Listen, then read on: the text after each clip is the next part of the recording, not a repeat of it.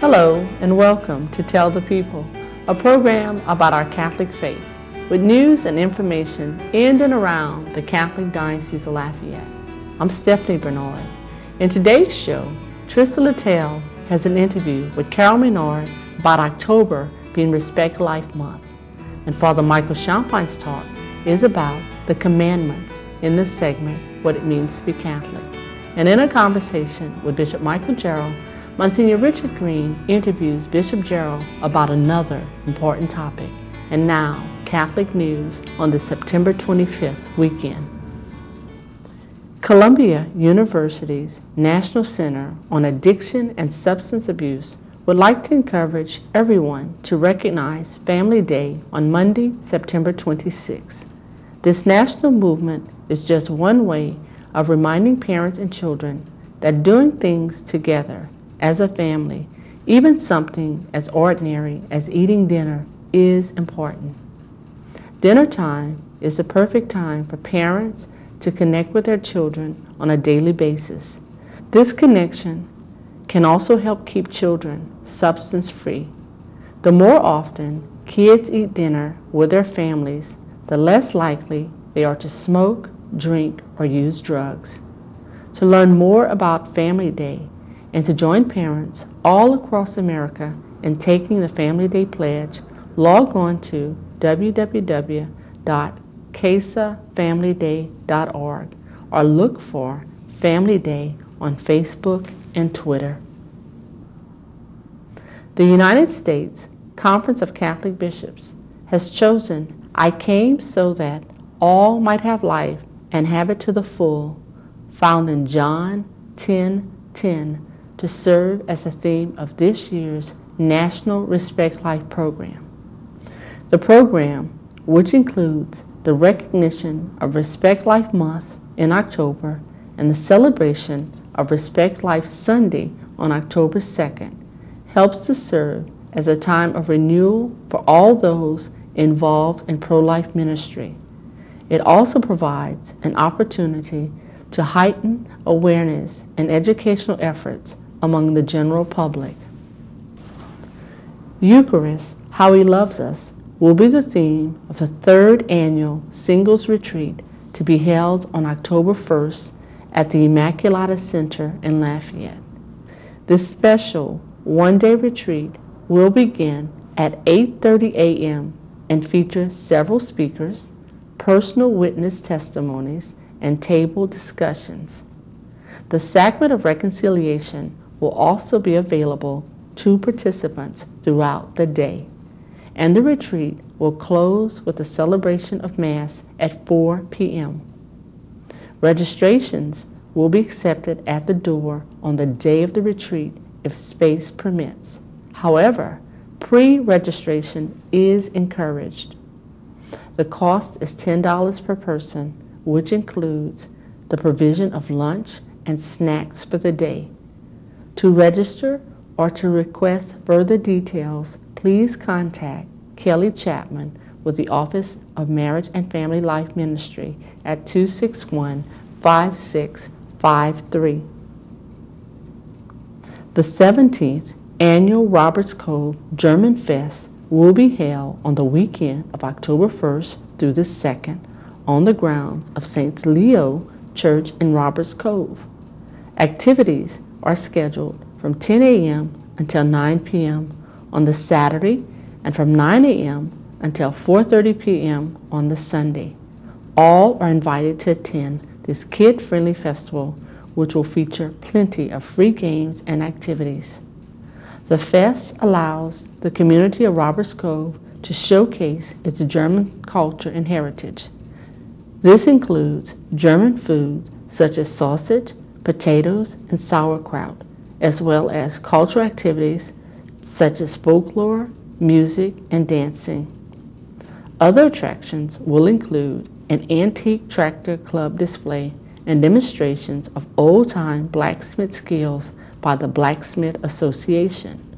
All guests will also be encouraged to visit the gift shop for handcrafted gifts, German hats, pins, t-shirts, cookbooks, aprons, steins, and more. Additional information on Roberts Cove German Fest may be found online at www.robertscovegermanfest.com. Coming up next, Trista Littell has an interview with Carol Menard about October being Respect Life Month. Welcome to Inside the Diocese, the interview segment of Tell the People. I'm Trista Littell, the assistant in the Office of Pro-Life Issues, and with me here today is Carol Maynard, my director. And we're going to be discussing October, which is Respect Life Month. Welcome, Carol. Hi, Trista. Thank you for inviting me back. Today, we're going to talk about a recently held Respect Life workshop that we did for parish pro-life coordinators, representatives, and supporters of life, where we reiterated our mission to build a culture of life, to promote a consistent ethic of life, to witness to the sanctity and dignity of every human life, to respect, protect, love, and serve life from conception to natural death. And we do that by 4 cornerstones, huh, Carol? Yes, we do. And the 4 cornerstones are public education, where we communicate truth, public prayer and worship, where we act as a communion of faith, in public policy, where we collaborate hope with the legislators to promote more pro-life laws, and the last is pastoral services, where we have a consideration of charity for those in need.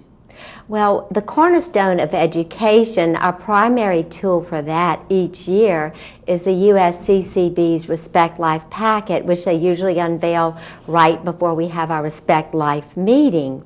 And this year, we just recently conducted that meeting, whereby through the, the donations of BSA, we were able to purchase 121 packets for each of our Respect Life coordinators at that meeting.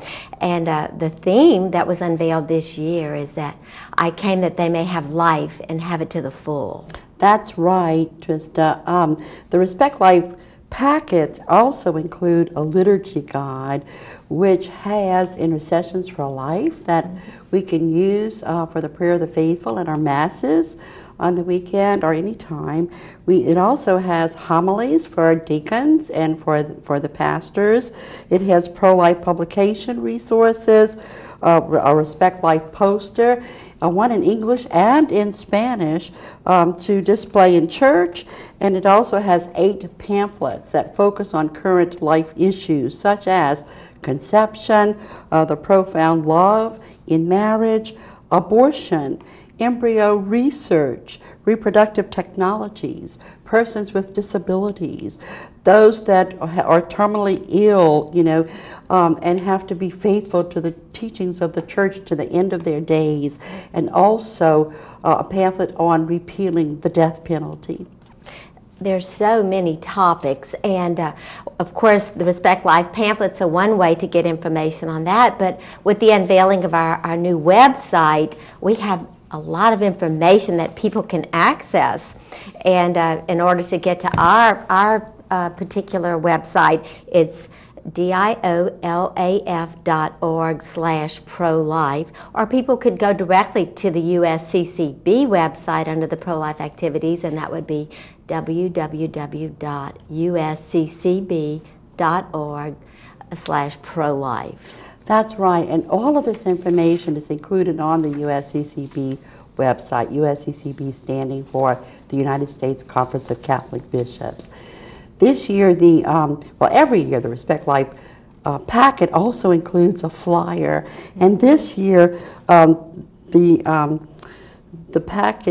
flyer illustrates the theme by contrasting 2 different lives, one that's lived for career and wealth, and the other one that's lived in service and love for others.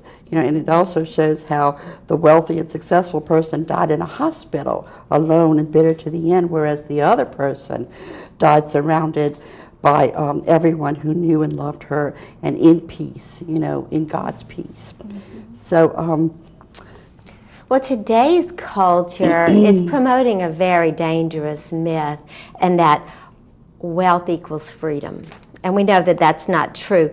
And it makes people think that, you know, they need to indulge in the latest consumer delights, the latest electronics, fashion, music, video games, new places, new experiences, whereby there's nothing wrong with these things as long as people don't think that that's what's going to buy them love or power, because power and freedom can't satisfy the hungry heart that longs for God, that longs to be loved. That's correct, Tristan. You know that to love God and others allows us to have life to the full, which was Jesus' mission to us in this theme this year.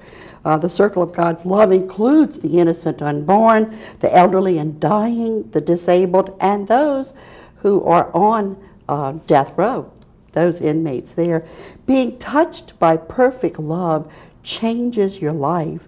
God can stretch our hearts and fill them with His love, His joy, and His peace, so that we become a living witness to the meaning of Jesus' mission when He said, I came so that all might have life and have it to the full.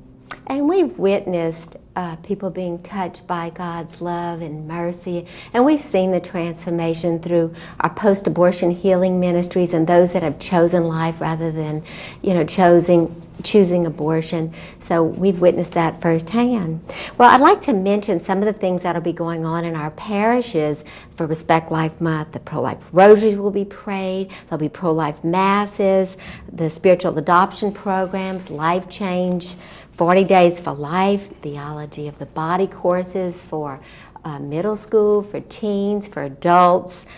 There's our bereavement support group, which is an ongoing thing, Companions Along the Journey, which you and Willa facilitate, and post-abortion healing ministries. So we have a lot going on. Mm-hmm. And you know, before we conclude today, I'd like to mention that although October is set aside as Respect Life Month, that we respect life all year through, you know.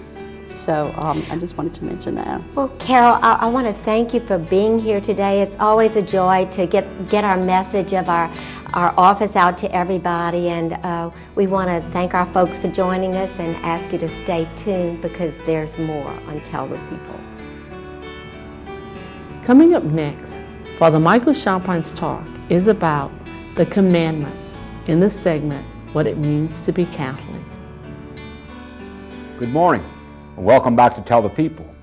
If you're just joining us, we're treating the 10 Commandments, and we're now in the 3rd commandment, to remember to keep holy the Sabbath day. And we recall that when we treated the 3rd commandment up until this point, we called to mind our obligation to attend Sunday Mass, a grave obligation, unless there's a serious reason, under pain of sin, to attend Mass every Sunday, and holy days of obligation.